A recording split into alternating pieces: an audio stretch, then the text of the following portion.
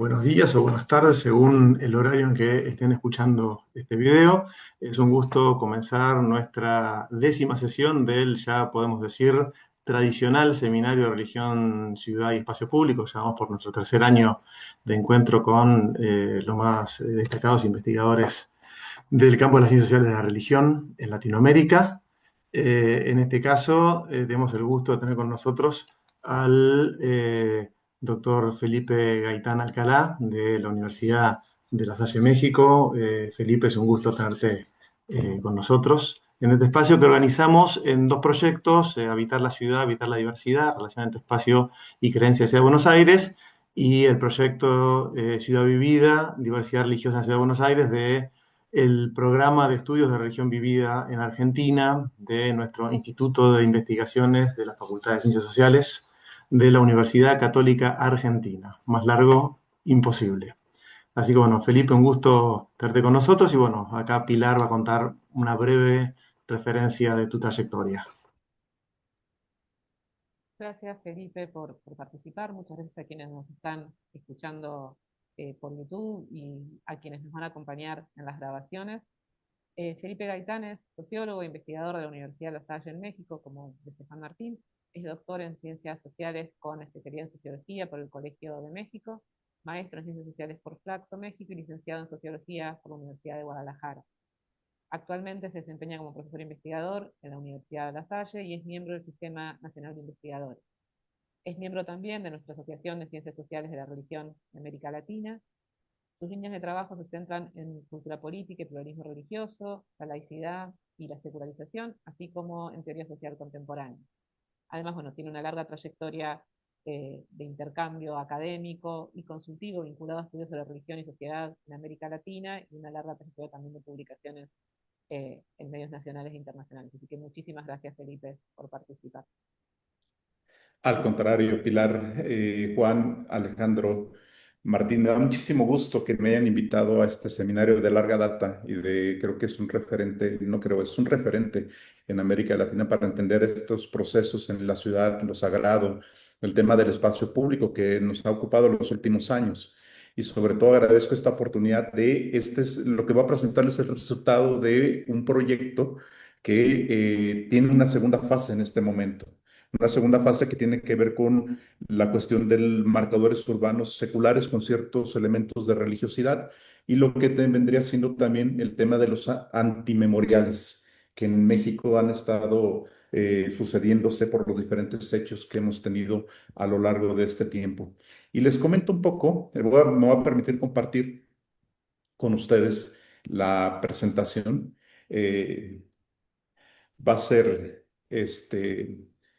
espero no ser muy largo, me sacan una tarjeta amarilla o roja, Alejandro, Pilar, cuando sea necesario, porque yo me emociono y como decimos en México, yo me voy para el monte, entonces me emociono. Y de entrada, bueno, en ese sentido, yo lo que les voy a presentar es esto de que lo titulo Geografías de lo religioso en el espacio público. Hay un concepto de marcadores urbanos de lo sagrado. Lo voy a hacer en tres ámbitos que nosotros hemos identificado en la Ciudad de México, pero también en otras ciudades, es decir, altares, cenotafios y humilladeros. Y este trabajo de investigación lo llevé o lo hemos realizado y lo seguimos realizando entre sociólogos y arquitectos. En este caso, Ernesto Nava, también un compañero aquí de la universidad, es el que ha acompañado todo este proceso. Sobre todo lo que van a ver ustedes es un cruce entre estas dimensiones arquitectónicas, bueno, el análisis de lo arquitectónico con respecto a lo sagrado en su materialidad y lo sociológico en términos de lo simbólico y y lo social estaría presente ahí. Entonces, el primer punto que nosotros definimos en este proceso fue mirar lo social de la ciudad. Es decir, la ciudad no es solamente una gran concentración poblacional, un conjunto de edificaciones, tampoco un mercado de meros intercambios utilitarios. En este caso, uno de los clásicos de la sociología lo había señalado, sí es el mercado, pero también son las relaciones sociales. Antes que nada, la ciudad es una obra construida socialmente y es donde convergen diferentes identidades, diferentes formas de habitar, diferentes formas de vivir. Es un intercambio de vida cotidiana que se contrapone a a la mera visión funcionalista capitalista.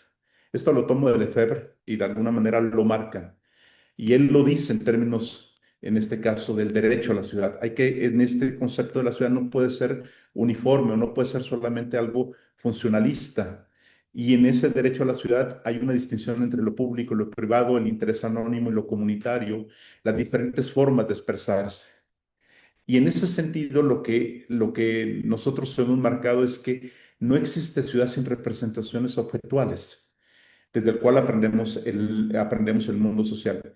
Y me refiero a objetos no solamente materiales, pueden ser objetos simbólicos, objetos sociales y demás. Y por eso que a lo largo de mi presentación lo que vamos a ver es precisamente esta cuestión de lo social, lo material, lo iconográfico que existe en la ciudad. En este caso, lo que para mí es importante señalar en este momento es el espacio público y la ciudad. Lo religioso como esta parte, como un marcador urbano, y ahorita voy a definir qué entiendo por marcador urbano. Pero antes que nada, y ustedes lo sabrán, hay una discusión sobre qué entendemos del espacio público, o sea, cómo lo hemos construido a lo largo de todo este tiempo. Cuando trabajé con los arquitectos, y digo no solamente Ernesto, que es el que me acompañó, sino otros más, había una discusión qué entendemos por espacio público.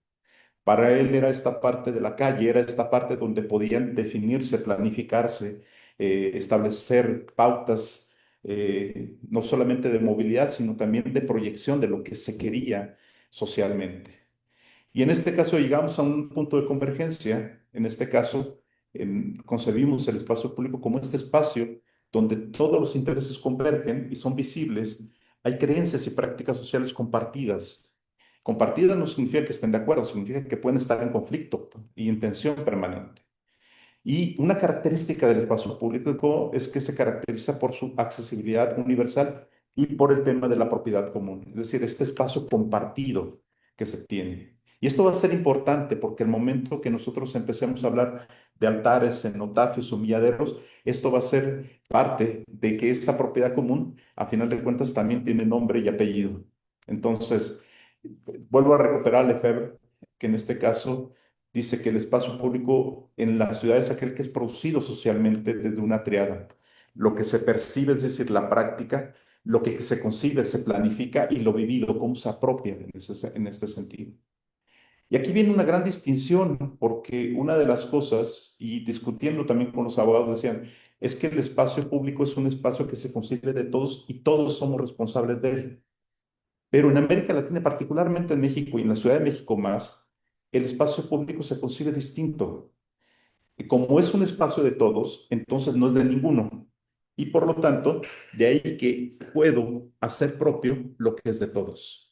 En ese sentido, yo puedo en el espacio público llegar y colocarme porque es de todos, pero como no es de nadie, a la vez yo puedo hacer apropiarme.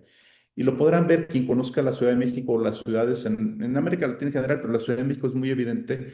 Yo puedo poner un puesto, yo puedo poner un negocio en la calle y lo reivindico como el espacio público. Es decir, yo tengo el derecho a usar ese espacio como propio. Y esto va a ser interesante porque en los altares, cenotafios y sobre todo en los humilladeros, esta va a ser una lógica. Y lo digo porque en algunos casos se apropian del espacio público y en otros se apropian, pero lo hacen evidente la autoridad de decir no se puede y lo retiran y entra en conflicto. Lo vamos a ver porque hace poco, y ahorita van a ver unas imágenes, hay un culto emergente en la Ciudad de México que Alejandro Pilar, Juan, lo han de haber escuchado, lo conocerán, que se llama el Angelito Negro.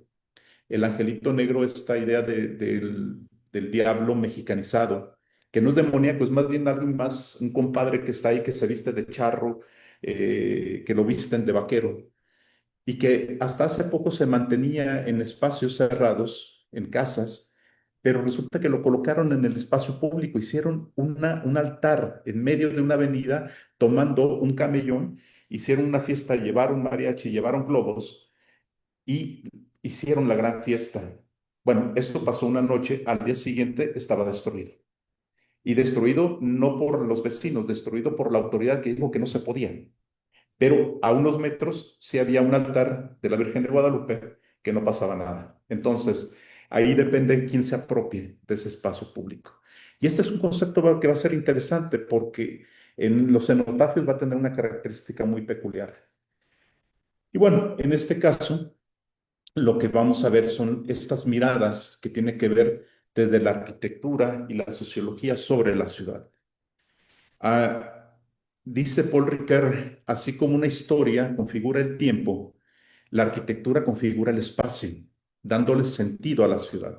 Es decir, finalmente la arquitectura es una forma de darle sentido, de hacer habitable el espacio, ¿no? Y Paul Ricoeur lo dice, habitar es un acto configurador.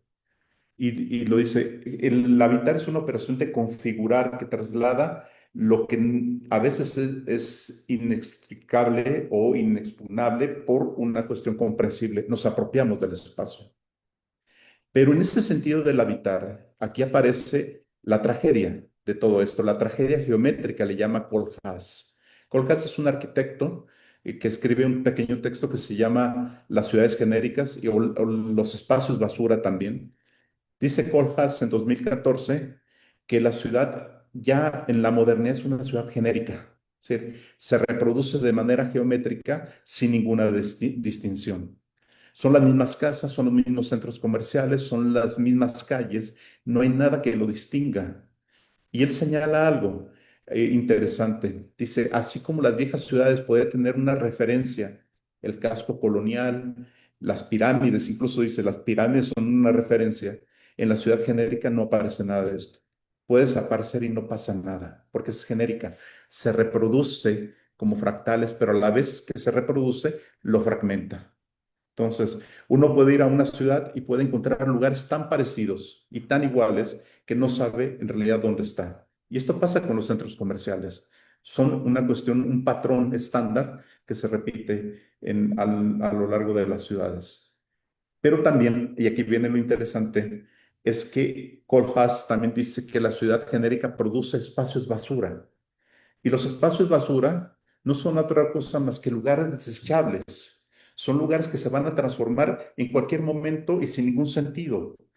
Por ejemplo, ¿cuántas veces no hemos visitado una ciudad y dice, es que aquí estaba algo, estaba una tienda y ahora es un restaurante y el restaurante deja y es un espacio de departamentos, etcétera, etcétera? A eso le llaman los espacios basura, ¿sí? Son lugares desechables sin identidad que se modifican sin dejar huella. Y bueno, aparece también el concepto de Marc-Augier, que es la noción de los no lugares, estos lugares de tránsito sin ninguna identidad. Hago todo este preámbulo porque va a ser importante para entender por qué aparecen los humilladeros, los altares y los cenotafios. En ese sentido, lo que dice Kohlhaas, y vuelvo a retomar a Kohlhaas, dice, los habitantes se enfrentan a la ciudad genérica, colocando símbolos materiales, marcas y bordes para identificar e identificarse. Y esto va a ser interesante porque entonces entendemos la lógica de colocar espacios, de colocar objetos, de colocar símbolos en las calles, al menos en donde vivimos o cerca de donde estamos, o hacer distintivo la zona donde trabajamos, vivimos, convivimos con los demás. Y entonces, en este caso, las ciudades van a tener una importancia a través de los hitos históricos, los bordes, los objetos arquitectónicos que sirven como orientación del habitante. Ahorita voy a explicar esto porque esos son conceptos arquitectónicos, los hitos, los bordes, los objetos, ¿sí? Pero en general, estas referencias materiales de la memoria permiten leer el espacio como si fuera un texto, porque de otra manera la ciudad genérica sería una página en blanco que no tendría ninguna referencia. Pero estos hitos, marcadores, perdón, bordes, objetos, sí van a permitir leer el espacio como si fuera un texto. Los paisajes y territorios también se leen. Y en ese sentido, las ciudades entonces son grandes poblamientos con objetos arquitectónicos, es decir, objetos que le dan sentido. Un objeto arquitectónico, y esto lo definen los arquitectos, es un lugar que puede ser habitado y entrar para ser usado y ser usuario del mismo, ¿sí? En ese sentido va a ser interesante porque mucho de lo que vamos a ver en las ciudades es estos objetos arquitectónicos. Y ahora entro directamente. ¿Qué se entiende por objetos arquitectónicos y marcadores urbanos? Un objeto arquitectónico, la ciudad es un objeto urbano que contiene diferentes objetos arquitectónicos. En este caso, dentro de este gran objeto urbano hay objetos arquitectónicos que son objetos habitables o de referencia. ¿Sí? Finalmente, cuando identifican los edificios, las casas, lugares, restaurantes, centros comerciales, aun cuando sean genéricos, siguen siendo objetos arquitectónicos.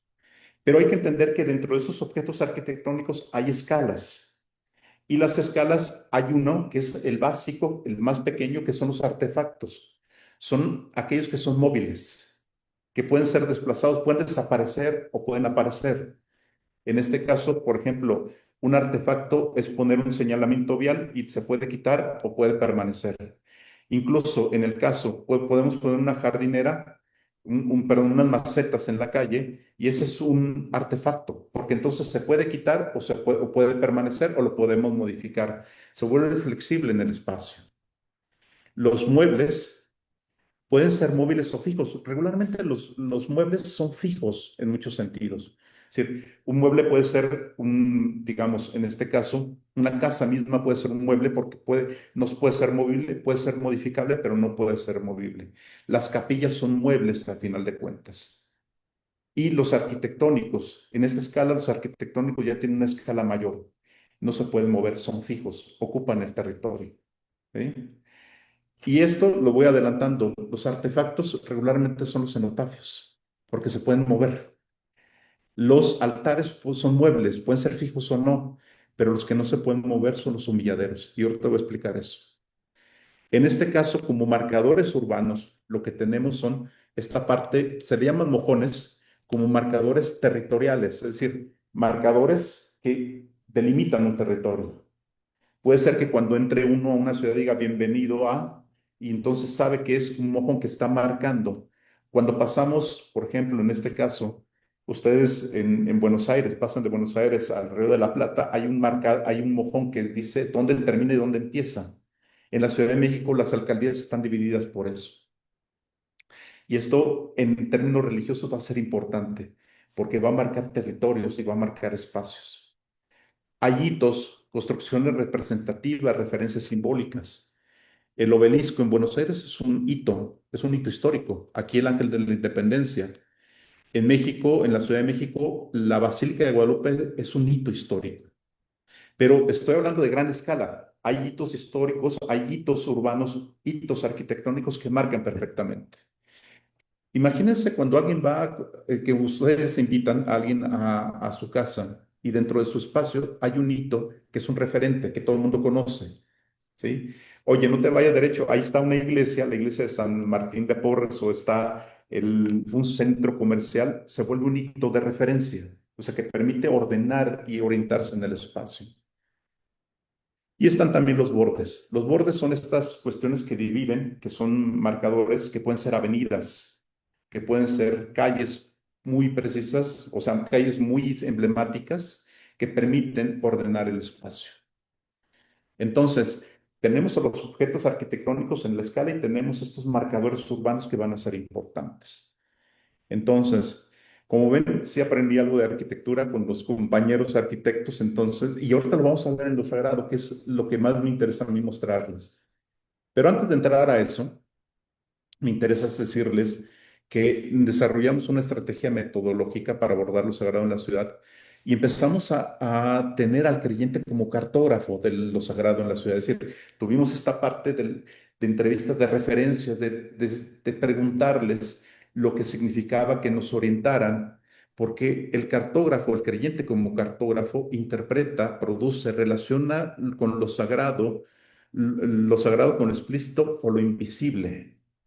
Por ejemplo, en el caso de la Santa Muerte y otros cultos, y esto lo conoce bien Alejandro, en México durante mucho tiempo, por ejemplo, los altares de la Santa Muerte no eran visibles. Había un clavel blanco. Y uno, si no sabía eso, simplemente pasaba de largo. Hay lugares donde uno identifica, los creyentes conocen esa cartografía. Entonces, un primer elemento fue acercarnos en el campo y preguntar a las personas qué identificaban. Y se lo digo por lo siguiente, porque no sé si ustedes habrán escuchado esta palabra, esta palabra, término que se llama humilladeros. Yo no la conocía. nunca la había escuchado, pero que apareció en esta cartografía, que apareció como el creyente, cuando nos dicen, no, es que está aquí el humilladero a la entrada de la colonia. Y dijimos, ¿qué es humilladero? El humilladero viene de la tradición novohispana y viene de Francia. Un humilladero es un hito y define un borde. Define dónde empieza el barrio y dónde termina. Que puede ser una cruz o puede ser una especie de imagen religiosa. No es un altar, es simplemente un marcador que define dónde empieza y dónde termina algo. Y esto, una compañera de aquí, Berta Fortuna, una investigadora en educación, me dijo, es que eso ya lo sabía yo. Ella es exiliada, su familia es exiliada de Francia, y su padre, que es un exiliado francés, me dice, es que en mi pueblo ya utilizábamos eso. El humilladero es el que define dónde termina el pueblo, dónde termina o empieza el pueblo y dónde comienza o termina el bosque. Dónde termina lo humano y dónde empieza lo salvaje. Dónde termina lo humano y dónde empieza el lobo. El humilladero significa que cuando entras a una población, a un pueblo, a una ciudad, hay una figura que está ahí, que tú tienes que humillarte, es decir, someterte a las reglas del lugar para entrar ahí. Y no es un altar, porque no se practica nada, es simplemente una referencia. Y ahorita les voy a mostrar una foto de un humilladero, 2017, lo tomamos, esa foto, aquí en la Ciudad de México. Estamos hablando de una ciudad de 20 millones de habitantes. Y hay humilladeros por todos lados. Y hay una cruz en el bosque hacia la zona montañosa donde la gente nos decía, es que esta cruz no significa que vayamos a hacer ofrendas aquí, no. La cruz simplemente marca dónde termina el bosque, dónde termina la ciudad. Porque últimamente han muerto muchos niños nuevos. Los niños nuevos son los niños recién nacidos, porque bajan las brujas del bosque a llevárselos. Y la cruz es el humilladero, es decir, es el marcador que evita que las brujas pasen la frontera. ¿Sí? Y voy con esto, pues les estoy contando esto porque otra de las vertientes que nosotros utilizamos fue el concepto de acto icónico. El acto icónico, no puse ahorita la referencia, es un alemán que está, este, el acto icónico se propone comprender la fuerza comunicativa de la imagen. La imagen no es una imitación, no es una reproducción del que está, por ejemplo, en la Basílica de Guadalupe. La propia imagen que se coloca en el altar o la cruz que se coloca como humilladero es una imagen que tiene una fuerza por sí misma, que genera sentimientos y consecuencias simbólicas y sociales al observarla, tocarla o mencionarla. Y esto lo van a ver ustedes cuando en lugares que se tira basura se pone una Virgen de Guadalupe. Ese es un acto icónico, ¿sí? Así como el acto de habla que transforma las palabras en efectos exteriores, la imagen hace lo mismo. Entonces, el acto icónico describe cómo las imágenes coadyuvan a la conformación de lo real, influyen en las emociones y decisiones de las personas. Entonces, abordamos la perspectiva del acto icónico y también a partir de esto construimos tipologías, que ahorita se las voy a mostrar. Un poco les comento, y ahorita comentamos, ahora sí que antes de empezar la transmisión, este proyecto surgió porque en la delegación donde está la alcaldía, aquí en la Ciudad de México, son varias alcaldías que hay, y hay una que tiene una plusvalía muy alta. Incluso hay una zona que se llama Polanco, y Polanco es una de las zonas de mayor plusvalía en la Ciudad de México, donde están las tiendas más caras. Y en su momento lo que hicieron en una de las calles, que es Presidente Mazarik, de aquí de la Ciudad de México, se hizo una obra, ¿sí? Se hizo una obra pública de abrir la calle para cambiar el pavimento. Bueno, se tardaron 3 años en hacerlo, 2 años, y pusieron volardos y todo lo demás. Y no porque no pudieran, porque lo que querían era hacer que las personas, los pequeños locales, quebraran y entonces apropiar y entrar con las grandes tiendas, las grandes marcas. Bueno, este sentido que hicieron hace años, lo intentaron hacer con esta colonia que se llama Pensiles, que está a un lado de la colonia de Polanco para extender la gentrificación a esta parte. Y la alcaldesa en ese momento no pidió a los arquitectos que le hicieron un estudio sobre la viabilidad de romper el cierre de esta colonia, es decir, abrir dos par viales, o sea, dos grandes avenidas que rompieran y empezar a expulsar a la gente. Me pidieron a mí que les ayudara para hacer un estudio más social. Dije, bueno, pues voy a ir con ellos para ver qué están haciendo. Y empezamos a encontrar que había una cantidad de altares impresionante. Y mucha gente nos decía, es que eso no es un altar, es un humilladero, o sea, no se confunda usted, nos corregían, y con justa razón. A ver, no se confunda, ese es un cenotafio, no se... Y empezaba a ver esta cartografía, estos cartógrafos nos empezaron a ayudar. Esto que ustedes ven, este mapa, vean la cantidad que hay. Lo que hizo la alcaldesa en ese momento, que después fue candidata a la presidencia de la República aquí, Xóchitl Gálvez, que era la alcaldesa, dijo, yo gobierno y mando sobre el espacio público. Yo soy la gestora y soy la responsable y se va a quitar todo eso. Bueno, ella se fue, esto sigue perviviendo. Entonces, y aquí viene lo interesante. Estos marcadores urbanos los hemos definido como altares, humilladeros y cenotafios. En este caso, los altares, lo que tenemos, los hemos definido nosotros como esta dimensión ritual y comunitaria, sí tienen una referencia para la comunidad. El altar para la gente, para los cartógrafos que viven esos espacios, ellos están entre lo público y lo privado, es decir, el altar que tiene la casa y lo de la iglesia, en este caso su templo, son católicos al final de cuentas, la, sí, los altares como tales, lo que encontramos es que era un punto intermedio, era como una bisagra entre lo privado y lo público. Era una apropiación de ese espacio entre la casa y el templo.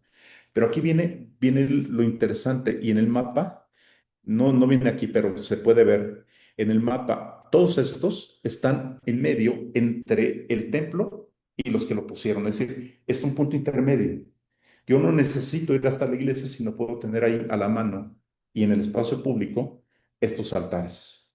Entonces, ordenar el espacio tiene una dimensión normativa. Mucho de lo que se hace de los altares es que ordenan tienen una dimensión normativa porque permite ordenar las relaciones entre los vecinos. Muchas de las reuniones vecinales no se hace en los lugares que el gobierno define, sino donde los habitantes deciden. Y muchas veces son alrededor de los altares. O sea, encuentran ese espacio ahí. Voy con los cenotafios. Los cenotafios, que también encontramos bastantes, son artefactos. Y digo muebles porque hay construcciones más grandes, pero son artefactos que pueden quitarse, que pueden ser desplazados. Al final de cuentas, los cenotafios son memoria, es una memoria colocada en el espacio público, pero lo interesante es que esa memoria es privada. Es decir, es parte de la familia. Para la gente que pasa por ahí, que no identifica qué pasó o que no sabe qué pasó, es una cruz más, pero para la familia que padeció el evento sí tiene un significado. Y entonces hay una apropiación de lo privado en lo público, una apropiación y no se puede quitar y no se puede invadir eso y no, incluso lo que hemos encontrado es que en este caso la gente respeta, incluso ya los siguientes administraciones respetaron. Y me regreso un poquito a los altares. Encontramos algunos altares que se construyó obra pública, pero entonces en lugar de quitarlo le daban la vuelta. O sea, invertían más recursos y le dejaban el espacio a la gente. Incluso hubo en una obra donde había una Virgen de Guadalupe que estaba incrustada, que el personal de construcción no quiso destruirla, dijo que se resistía. Entonces lo que se negoció fue desmontarla y que le colocaran su altar a un lado. Y entonces sí pudieron destruirla. ¿Sí?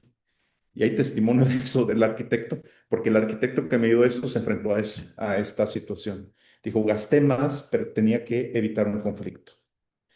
Entonces, en este caso, los cenotafios desafían lo público y la gestión gubernamental. Y lo digo que desafían porque últimamente, saben, el tema de la violencia en la Ciudad de México, en México en general, lo que ha hecho es multiplicar los cenotafios en muchas partes. Pero ya no son cenotafios pequeños, son cenotafios de dimensiones casi monumentales. o sea, pequeñas capillas. Y ahorita les voy a mostrar unas imágenes de eso. Y vienen los humilladeros. Esta parte de los humilladeros tiene que ver con esto que yo les decía. Representan bordes. Los altares pueden representar hitos, pero los humilladeros son bordes, o sea, son marcas, son mojones que marcan territorios.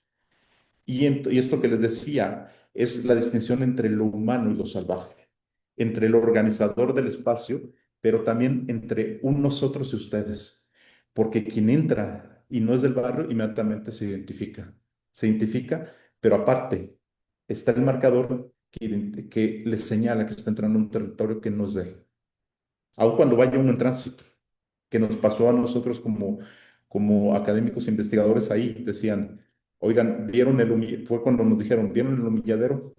No, no lo vimos. Pensamos que era un altar y ya nos corrigieron y nos llevaron por diferentes humilladeros que diferentes barrios dentro de esa colonia existen, ¿sí? En este caso, este es el humilladero que encontramos en la zona, no, en la zona alta de la Ciudad de México.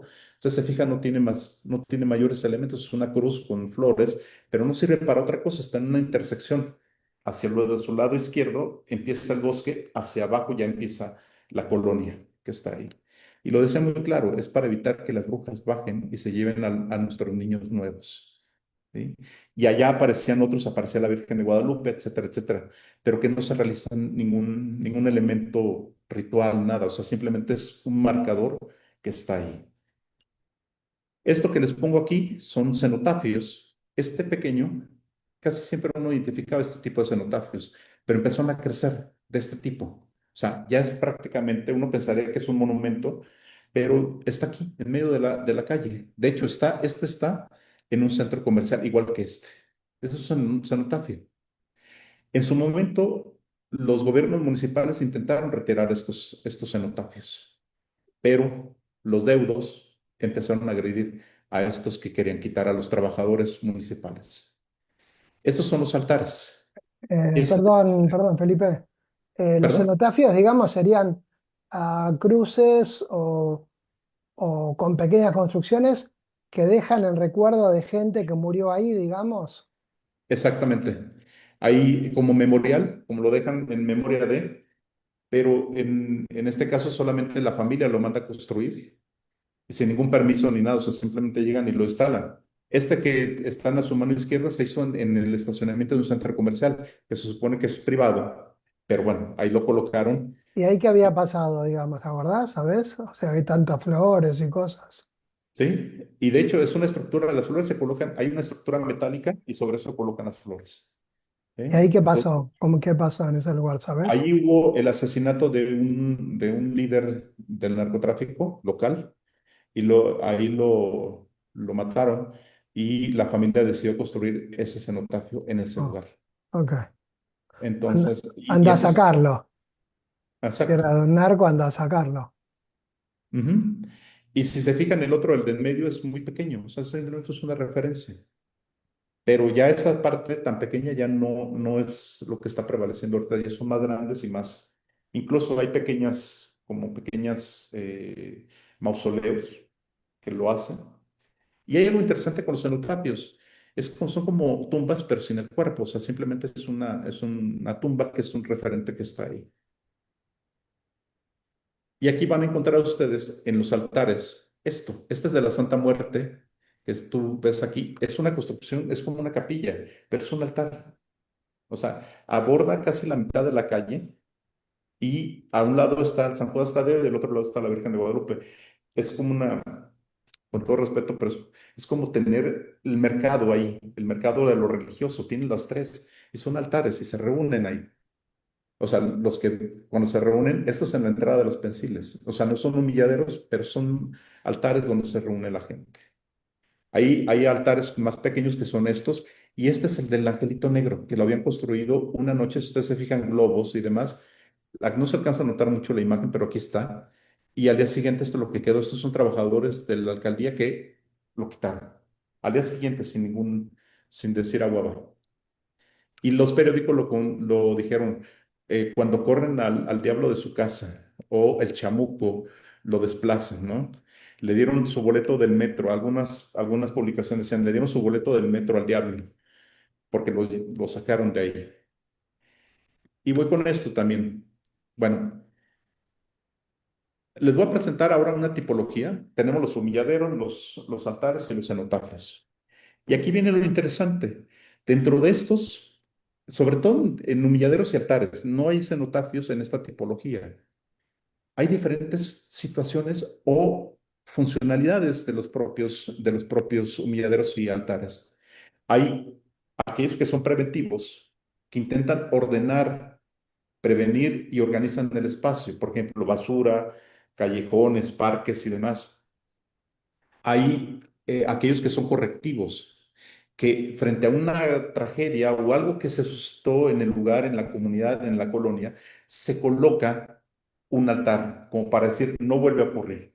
Sobre todo Guadalupe, que es la que, porque dicen ellos, es que a la madre no se le vuelve a faltar el respeto. ¿Sí? Más que Cristos, son altares de la Virgen de Guadalupe. Están también los de mediación o resilientes. Son aquellos que se adaptan a las necesidades, pueden cambiar o pueden incrementarse en imágenes religiosas, incorporando, suman imágenes religiosas o pueden cambiar de lugar y forma. Ahorita van a ver una imagen donde quitaron un altar y lo que hizo la gente de la comunidad fue colocarlo arriba de la casa para evitar que se lo volvieran a quitar. Y están estos que son señuelos. Los señuelos son colocados en espacios residuales y son usados como fachadas, otro tipo de actividades seculares. Son aquellos que son como correos. Es utilizado para vender droga, donde se utilizan como apartados postales. Nadie sabe quién lo construyó, pero nadie se atreve a moverlo. Y entonces lo dejan ahí. Incluso hay algunas iglesias que ya empezaron a colocar, ya no sucede solamente en la calle, dentro de las iglesias, en la parte donde están los nichos para donde se ponen las cenizas, hubo algunas iglesias que reportaron que tuvieron que volver a reordenar todo porque ya esos nichos se utilizaban para guardar o intercambiar drogas, o sea, guardaban, iban y demás, entonces metieron control sobre eso.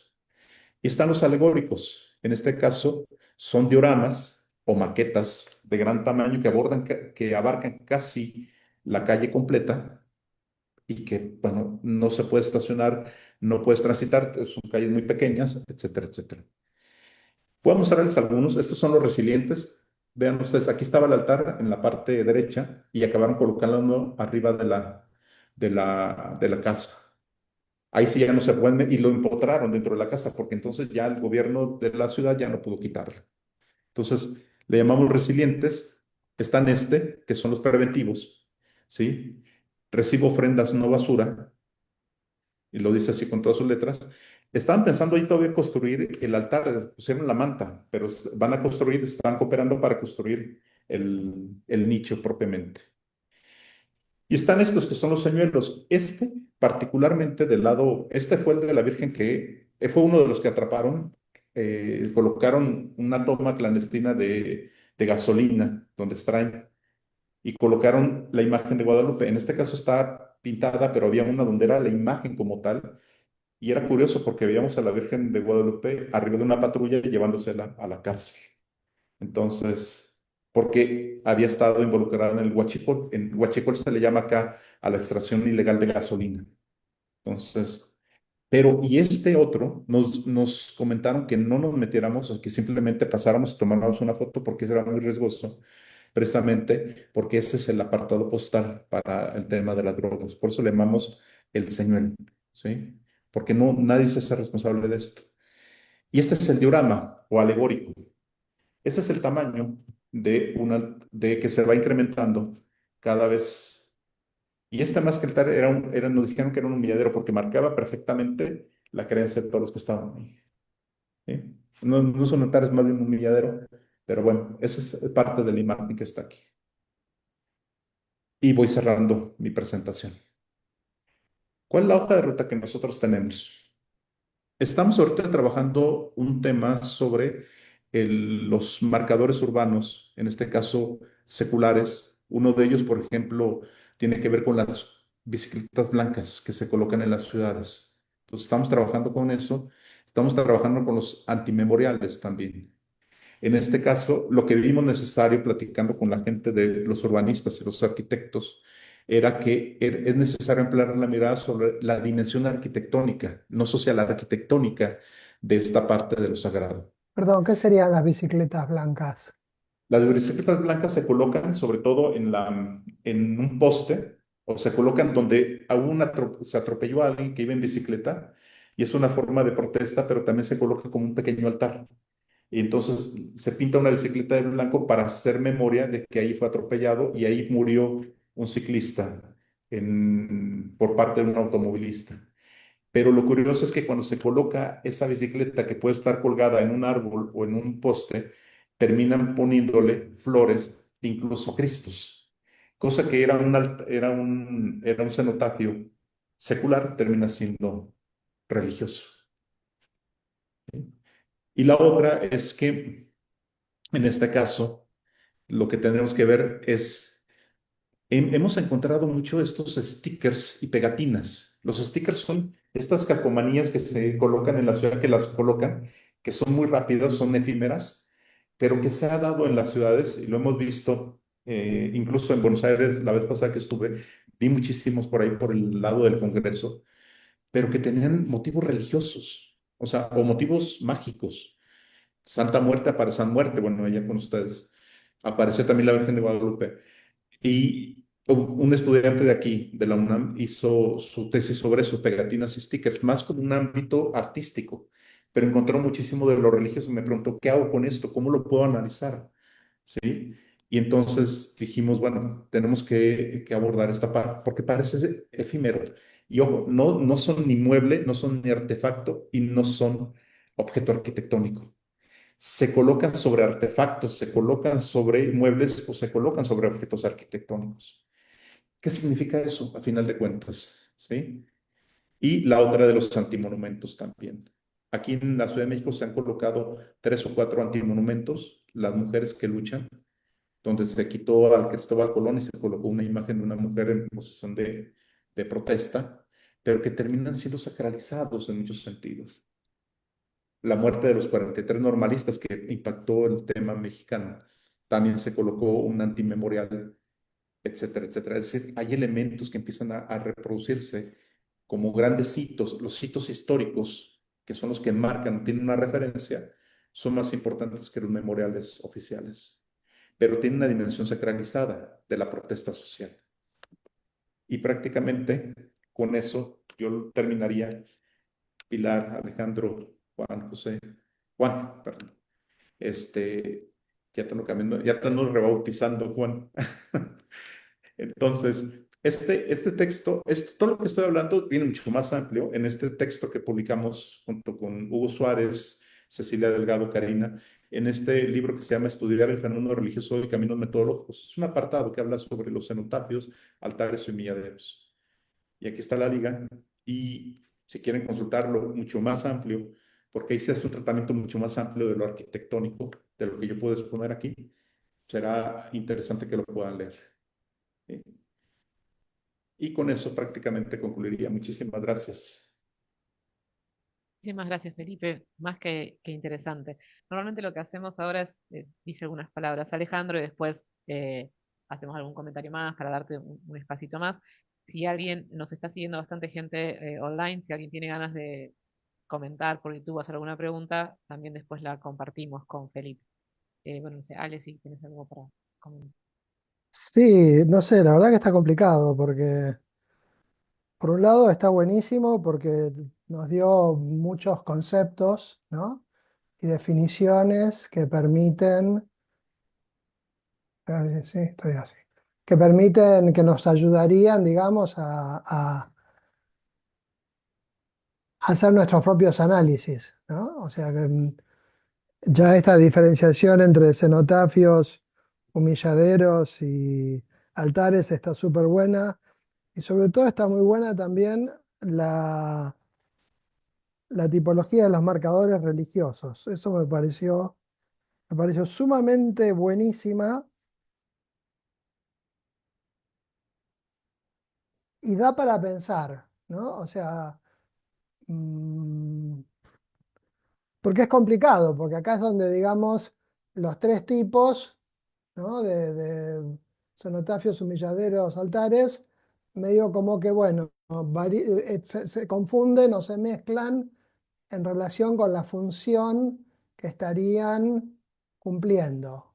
Que también está buenísimo, porque digamos, eh, yo todo el tiempo estaba pensando, digamos, yo en las cosas que seguí en Buenos Aires, aunque creo que no escribí nada sobre eso, son los altares, ¿viste? Los altares de religiosidad popular que salen por la ciudad, especialmente dentro de la ciudad, ¿no? No ya en el Gran Buenos Aires, sino dentro de la ciudad.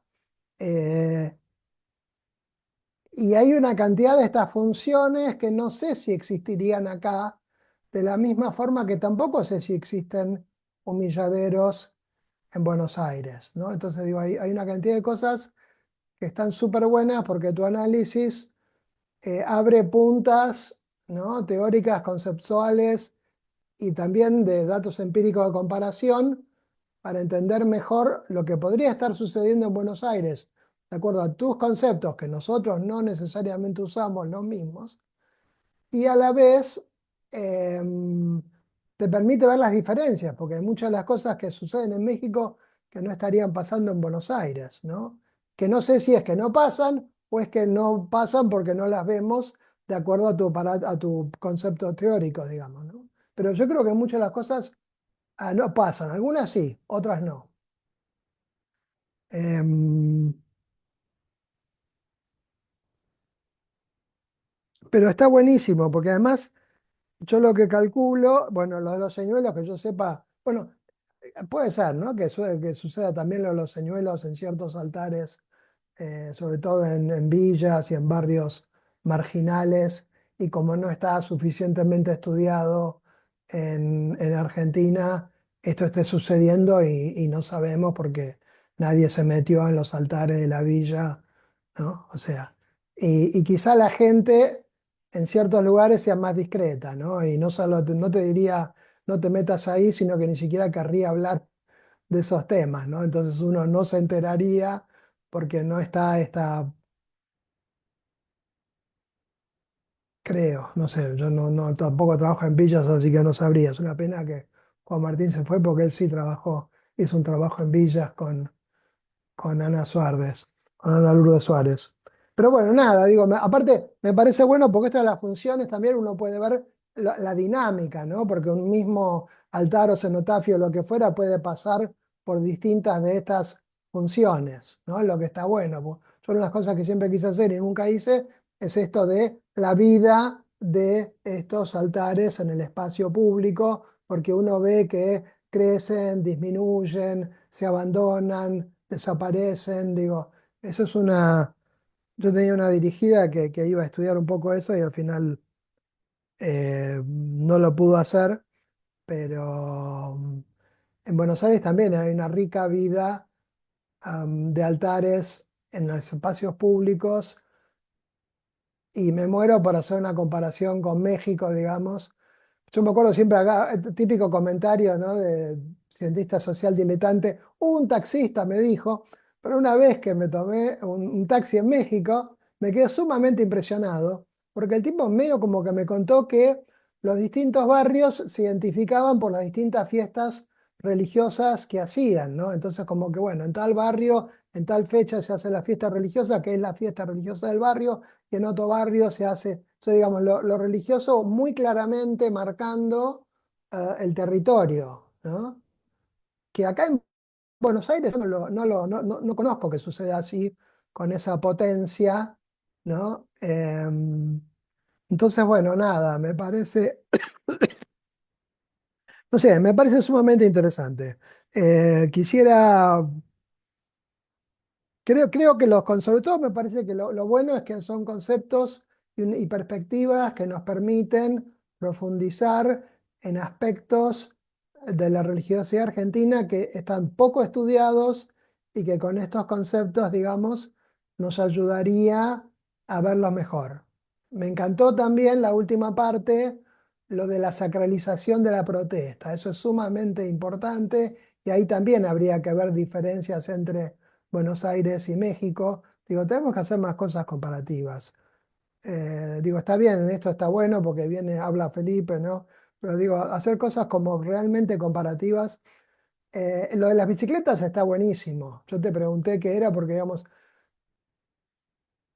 es obvio también, ¿no? Que si pone una bicicleta blanca donde alguien se muere, hay un concepto religioso atrás de eso, ¿no? De la misma forma que los tipos dejan la cruz donde la persona falleció. O sea, como dijiste, es una tumba sin cuerpo, pero quizás es una tumba con espíritu, ¿no? Digo, por algo, digo, no es siempre solamente memoria, es memoria, pero también hay algo ahí de esa persona que quedó ahí dando vueltas.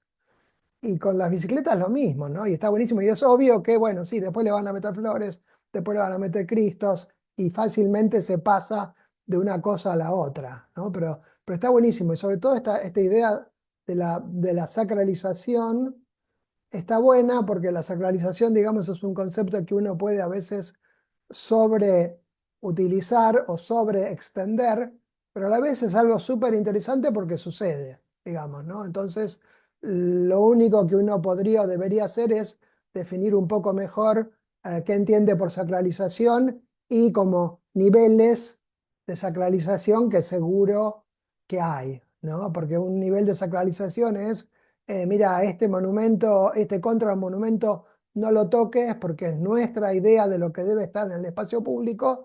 Y otra cosa es, esto no lo toques porque acá se murió alguien y entonces ya tiene una serie de repercusiones, ¿no? Más cosmológicas, etcétera, etcétera.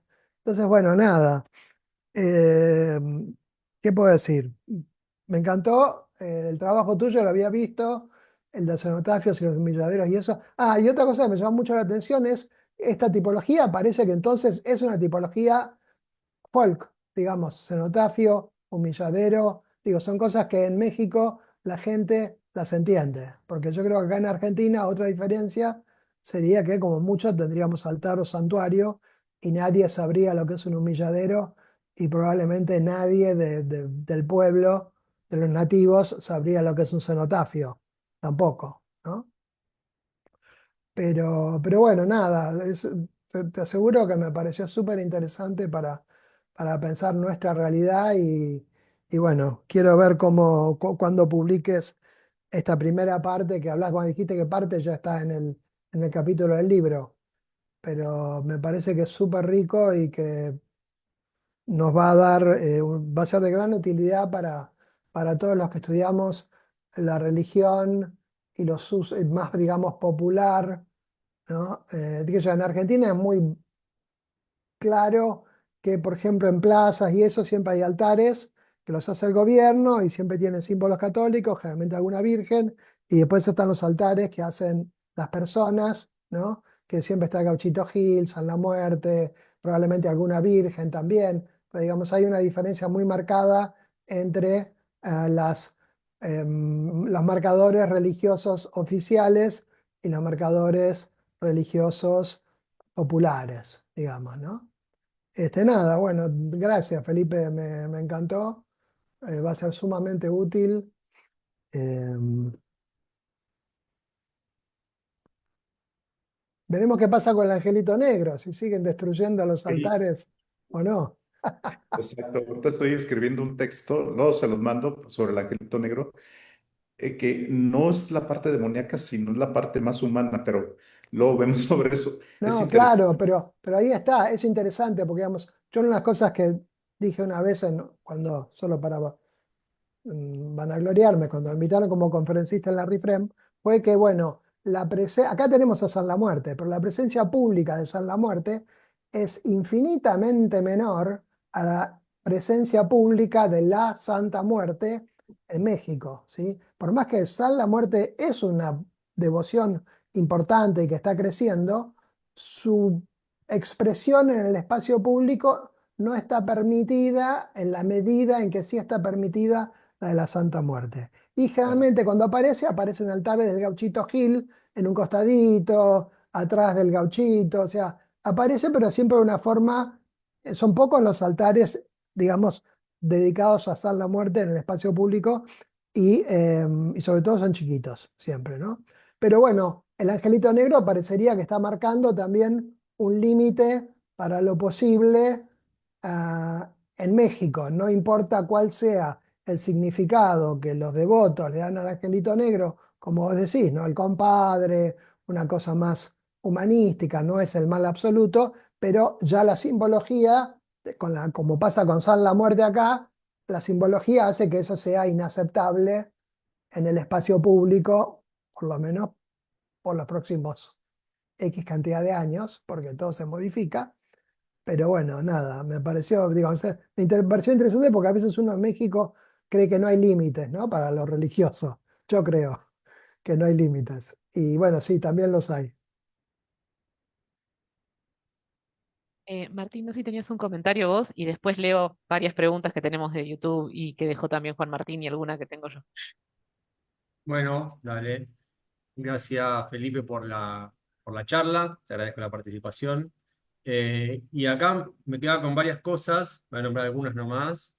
Lo que decías al final de los antimonumentos y con respecto a uno que tenemos coincidencia acá en la Ciudad de Buenos Aires, que es el reemplazo de una escultura de Cristóbal Colón, ¿no? Cuando lo nombrabas, me acordé en 2015 una decisión del gobierno quitar una gran escultura de Cristóbal Colón de atrás de la Casa de Gobierno, la Casa Rosada, y poner una nueva de una prócer, Juana Zurduy, y trasladaron la estatua de Colón a enfrente del aeroparque, ahí en la costanera de Buenos Aires. Así que bueno, hay una consonancia también en ese antimonumento. Eh, bueno, que poco tiene que ver con lo religioso en este caso, ¿no? Pero bueno, a nivel urbano tiene un impacto de significado bastante importante. Y después tomo algo que dijiste recién, Alejandro, con respecto a la investigación de la vida de los altares en el espacio público que nacen, crecen, desaparecen, se modifican. Eh, y retomando algo que dijiste, Felipe, sobre lo efímero de varios o algunos de los objetos arquitectónicos, ¿no? En el lenguaje que vos proponés. Cómo la investigación sociológica urbana es una actividad de oportunidad, y no solo de coyuntura social o de interés teórico tradicional en las ciencias sociales. Hay veces que viste algo, te comentaron sobre un objeto arquitectónico que está presente en algún lugar de la ciudad y pasa el tiempo y ya no está más, o cambió radicalmente, o es otra cosa, ¿no? A mí me pasa con justo un artículo que estoy pensando escribir sobre cafeterías de especialidad acá en Buenos Aires que tienen nombres religiosos. Le han puesto nombres religiosos. Justamente estuve hoy en una de esas charlando con el dueño que le habían puesto a la cafetería Holy Cup, que es una de las traducciones en inglés al cáliz, ¿no? De Jesús de la Última Cena. Entonces le preguntaba por qué habían puesto ese nombre y demás, y que no deja de ser una referencia a lo religioso desde una sustancia como el café, que es tan vinculante, que es tan social. Hay varios, ¿no? Sagrado Café, Culto, Divino Budín, bueno, pero me pasó que tenía varios que habían marcado acá en Ciudad de Buenos Aires como para hacer algunos estudios de referencia, de fotos y de casos, y dos ya no están más. En menos de un año desaparecieron. Y muchos más marcadores urbanos, además, como vos estabas mostrando, ¿no? Que de repente no están más, pintaron una pared, se lo sacaron, es más. ¿Cómo, digo, vuelvo a esta reflexión y a ver qué te genera a vos, la investigación sociológica urbana como una actividad de oportunidad, por lo efímero que a veces pueden ser esos objetos? ¿Qué te parece, Felipe? Hago un par de preguntas más y así juntamos un par. Bueno, en YouTube están comentando varios comentarios diciendo que está muy buena la charla, que fue súper interesante y demás. Podés después también verlos en el canal de la universidad, que es donde queda en primera instancia el video y después aparte va a estar en diversa. Pero hay un par de preguntas interesantes sobre los límites entre lo público y lo privado, también en el relevamiento que ustedes hicieron. Por ejemplo, ¿qué pasa con los altares dentro de los zaguanes, que por más que están en el espacio privado, se ven a la calle? Entonces, bueno, ¿cómo se considera eso? Los altares, algunos altares domésticos, si se piensan en esa cartografía urbana. Eh, ¿Qué pasa con, por ejemplo, esto que vos mostrabas, ¿no? De esta imagen que habiendo sido tapada, las personas como que lo empotran en la casa, o sea, lo insertan un poco en su espacio privado, y ahí la pregunta eh, que hacían era, bueno, cuando un altar pasa de lo público, calla, estar empotrada en una fachada, si sigue siendo una bisagra, si se puede ver como una bisagra entre lo público y lo privado, o se convierte más bien en un espacio de resistencia individual. ¿No? Ahí me parecía que era interesante qué pasaba un poco en esos límites y qué pasa acá en el Gran Buenos Aires pasa mucho con imágenes del Gauchito Gil que están al interior, o sea, están en los patios de las casas, bueno, uno va caminando y los ve, o bueno, en las casas más antiguas a veces hay como pequeñas ermitas de imágenes de la Virgen, que incluso era muy interesante, y esto algo que creo que también había comentado Fabián en su momento cuando había hablado de un trabajo parecido que ellos hicieron en Luján, ermitas que quedan vacías, ¿no? Que, bueno, se muda la gente, pero que queda ahí como una especie de marca. Y Juan Martín preguntaba también otras dos cosas que van un poco en línea con otra pregunta más de acá. Eh, Dice, si los marcadores no solo ocupan el espacio, sino que lo ordenan, corrigen, delimitan, lo religioso en la ciudad no debe pensarse como presencia simbólica, no solo como presencia simbólica, sino también como una forma de producir espacialidades urbanas. Y un poco acá en línea con lo que te preguntaban, ¿qué criterios serían decisivos para distinguir cuando un marcador expresa religiosidad comunitaria y cuando funciona más bien como una apropiación estratégica del espacio público, ¿no? Como que un poco va en esto que planteaba Alejandro de las tipologías, muchas veces los usos son muy finitos entre una cosa y la otra. Y alguien preguntaba también, que creo que algo que vos también habías mencionado que era interesante, si había una relación con la estratificación social de los barrios. Y bueno, me imagino que esta pregunta iba más, bueno, si a barrios más pobres hay más imágenes o a barrios más ricos menos, o cómo que algo de esto vos decías un poco cuando hablabas de esta gentrificación, ¿no? Y yo querría hacerte una pregunta más práctica.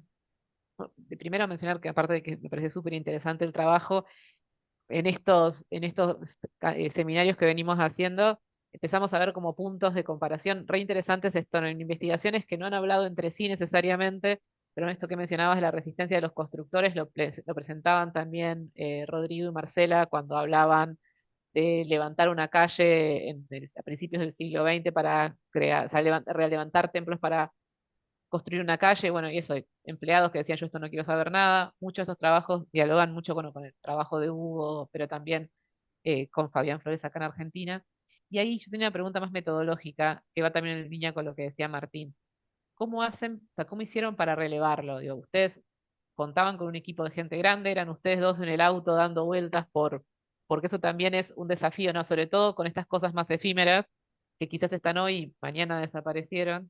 Entonces, supongo que como era algo institucional, contaba con otro marco de trabajo, pero si podías decir algo de eso también sería interesante. No, pues muchísimas gracias, Pilar. Y contesto esta última parte metodológica. Fíjate que al principio, o sea, yo fui más bien como agregado cultural porque el trabajo era más más urbano, arquitectónico. Y entonces empezamos a notar los altares.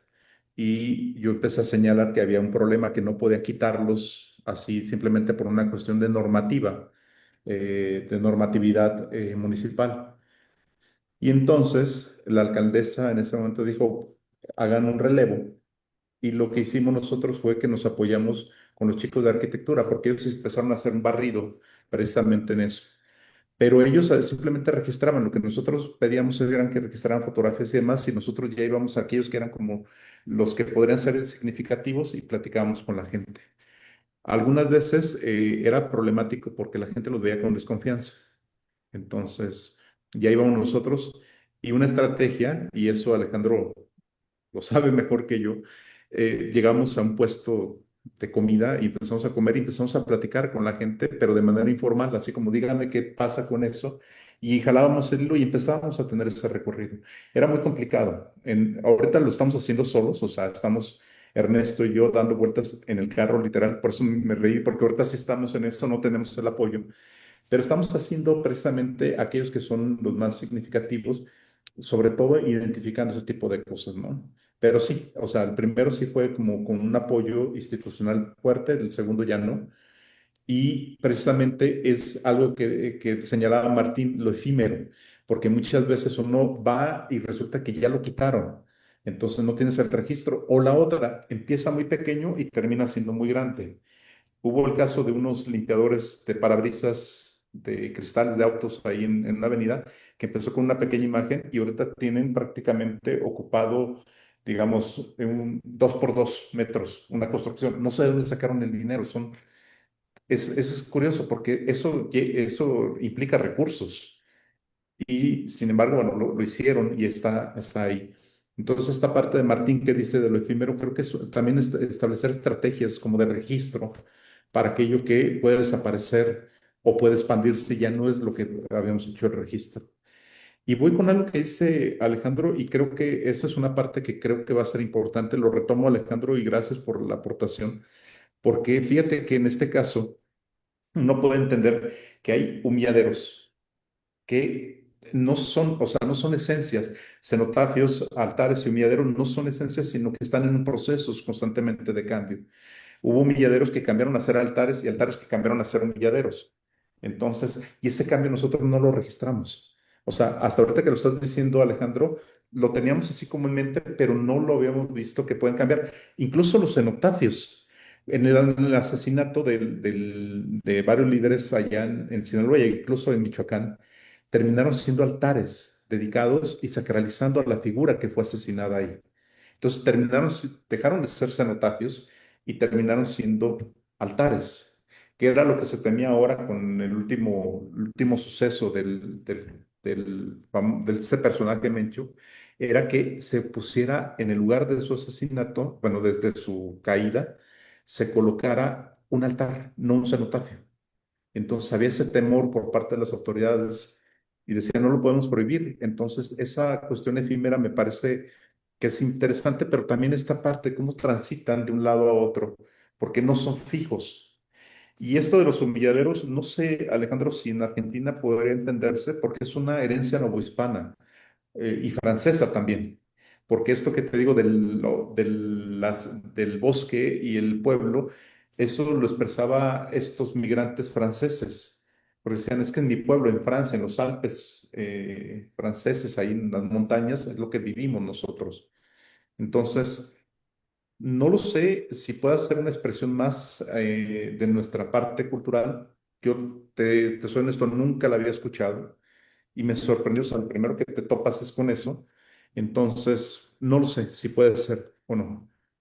Y, y esta parte de lo público y lo privado es algo interesante porque la propia autoridad se enfrenta a esta situación.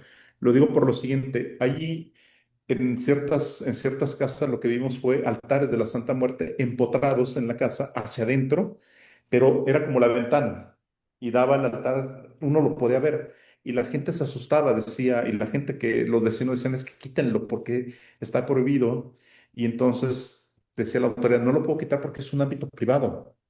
Y ellos decían, no, no es un ámbito privado, es como cuando usted va a las tiendas en el centro o en la calle y son estos aparadores, ¿sí? Donde los aparadores son sancionados. O sea, usted no puede mostrar ropa o no puede mostrar ciertas cosas, aunque el aparador sea de usted, está en la vía pública. Y era una discusión normativa legal que los abogados no pudieron resolverlo, los vecinos tuvieron conflictos y al final de cuentas se negoció que se colocara una cortina. Es decir, se abre en la noche, se cierra en el día. Y era una forma de negociarlo, porque estaba en ese interregno entre lo público y lo privado, entre la parte normativa de regular la calle, pero también la casa, etcétera, ¿no? Entonces, no se resuelve desde la parte del derecho, no se resuelve. En lo social termina siendo una negociación y en la parte cultural a veces colocan otro tipo de figuras como para contrarrestar eso. Entonces, porque más adelante se colocó un altar fuera en la calle de la Virgen de Guadalupe y ahí sí nadie dijo nada. Igual volvemos al tema, ¿no? Pero sí esta parte de lo público y lo privado se vuelve complicado. Y lo otro, la parte estratégica.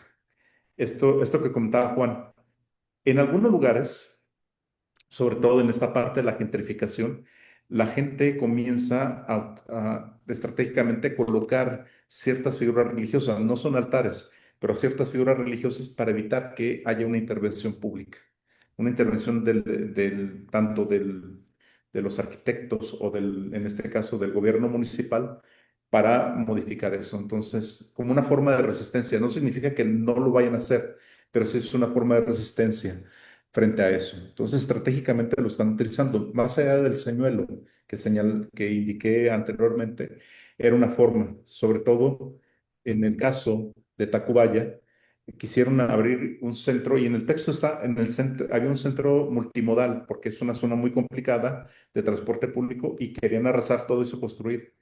Y en algunos barrios empezaron a construir altares, pero altares que no tenían mayor referencia más que aparecieron cuando se anunció ese plan de desarrollo municipal y empezaron a colocarlos. Y entonces la referencia era, no podemos quitar esto porque es parte de las tradiciones del pueblo de Tacubaya. Entonces, y la gente lo decía, es que lo colocamos, no importa la figura, pero después eso que parece estratégico terminó siendo simbólico y se quedaron. Entonces, esto que decía Martín, el tiempo también, o sea, la forma en que evolucionan es importante, pero en ese momento sí se utilizaba de manera estratégica. ¿Sí? Esos serían mis comentarios, Pilar. Otra pregunta, me gustó también mucho la idea de acto icónico, Ujú, ¿no? Esto es la imagen que genera sentimientos y consecuencias, porque ¿no? Es como realmente uno le presta más atención a la parte del habla, ¿no? Y como digamos la idea de Austin, ¿no? Que la palabra produce efectos sociales, pero no tanto le prestamos atención a esto del acto icónico, ¿no? Que efectivamente una imagen genera sentimientos y consecuencias simbólicas y sociales. Eso también me parece que es un concepto sumamente útil. Ah, habías dicho de quién no, ¿no? Dijiste que era un alemán, ¿era esa? Que...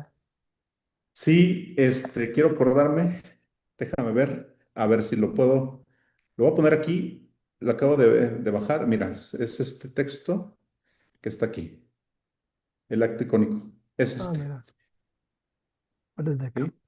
De Horst Friedrich Hamm. Y es el que trabaja teoría del acto icónico.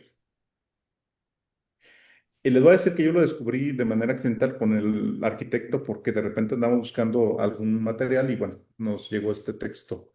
Pero es muy interesante porque frente a lo que tú dices, Alejandro, el acto comunicativo termina ahora en el acto icónico. ¿Sí? La fuerza, la imagen tiene una fuerza y una consecuencia tal que la imagen misma, y hace todo un recorrido a través de, él lo trabaja más en el tema del arte, en tema del arte, pero también el tema del arte relacionado con lo social, en la protesta. Entonces, Ah, pero digo, eso también está bueno porque, digamos, engarza con esta preocupación actual o mayor preocupación actual que hay por las materialidades en el ujú. estudio de la religión, ¿no? Entonces, digamos, esto como que podría servir un poquito de apoyatura teórica para decir, bueno, lo material Sí, es importante, las imágenes. Además, también yo lo que no entiendo muy bien es si el acto icónico, digamos, es de la persona que coloca la imagen o la fuerza particular de la imagen. Porque, digamos, en ese caso uno podría decir que hay distinta fuerza icónica en la Virgen de Guadalupe que en San La Muerte, y que en la Santa Muerte, ponele, ¿no? Eh, pues no sé si eso deriva la fuerza del acto icónico deriva de la imagen o deriva de la intención de las personas que ponen esa imagen, digamos. sí, en un primer momento lo que hace la teoría del acto icónico dice, la imagen por sí misma tiene una autonomía, que es el acto que extiende su fuerza como tal, y la interpretación o la intensidad será del que se apropia o el Ah, que usa, ok, o que se coloca en ese acto icónico. está bien. Pero la imagen, y un poco como el acto comunicativo, lo dice en ese sentido, es la fuerza propia de la imagen en ese punto. Pero bueno, pues entonces ahí uno puede ver, ¿no? Las distintas imágenes y su distinta fuerza Exacto. icónica, digamos, que va más Sí, allá de la idea de la fuerza simbólica, ¿no? Que a veces nosotros generalmente hablamos de la fuerza simbólica o lo que fuera, o del simbolismo, pero esto es algo un poco más fuerte, ¿no? Digamos. claro. Y fíjate que yo lo utilicé también para un texto que escribí sobre la comparación entre Jesús Malverde, Santa Muerte y el otro Angelito Negro, El los tres angelito. espíritus vivos. El acto icónico del mal, le llaman. Entonces, y ahí hago una comparación, hago una taxonomía de los tres en términos de su acto icónico. Ah, Tanto buenísimo. Sí, ese lo vi imagen, también. Hoy lo bajé, pero no lo leí todavía. Pero ya bien, está en la carpeta de debo leer. bueno, al menos tengo la promesa, Alejandro, que tú No, eres el no, ese experto, seguro, ese seguro. ¿eh? Ese seguro Pero porque sí, además en me ese texto encanta. utilizo la teoría del acto icónico. Ahí sí ya Sí. lo utilizo con mayor énfasis, el Ah, tema de la teoría del acto icónico. buenísimo. Bueno, no sé, yo no tengo mucho más que decir, salvo de vuelta a agradecer muchísimo. Esto, bueno, queda después, como dijo Pilar, en la página web de la UCA y también después lo subimos al canal YouTube de Diversa. Entonces, bueno, esto, digamos, que hay una cantidad de gente que lo ve después y además vamos recordando a la gente que tenemos en el canal de YouTube de Diversa estas charlas, etcétera. O sea, es una especie de repositorio, ¿no? de amigos y celebridades que quisieron compartir su tiempo con nosotros. Así que bueno, Agradecerte mucho, Felipe, por participar, porque es súper interesante el trabajo y porque aparte, bueno, vamos encontrando un poco eso, ¿no? Como hay como puntadas de una preocupación que está siendo latinoamericana en general, y bueno, y hemos tenido algún otro invitado por fuera de América Latina, que más allá de que son estos grandes intelectuales, es interesante cómo hay temas que se van repitiendo como preguntas, y esto que vos también traes, que es el peso práctico de analizar estas cuestiones, no solamente a fines de debate teórico, sino porque también tienen pueden tener un impacto en la forma en que se diseñan las ciudades, en que se piensan las ciudades y se relatan a sí mismas también. Así que bueno, muchísimas gracias. Muchas gracias a todos quienes nos siguieron por YouTube y a quienes lo van a ver después. Y bueno, quédense conectados porque en breve habrá novedades sobre nuevas sesiones y algunas otras actividades más que estamos preparando desde el programa. Muchísimas gracias, Pilar, Martín, Alejandro, por esta invitación y hagamos estos proyectos comparativos y cooperativos. Creo que va a ser algo interesante que podamos sacar más adelante. sí, Entonces, está abierta la puerta también acá en México para seguir colaborando en esto. Y vamos platicando. buenísimo. Bueno, Muchísimas gracias. muchísimas gracias. Muchas gracias a ustedes.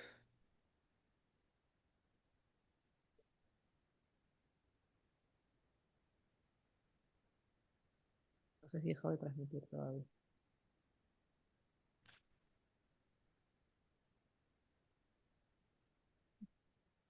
¿Ya lo habrán terminado la transmisión? Creo que no todavía. Sigue todavía todo. Perdón, estaba esperando que terminara por el delay.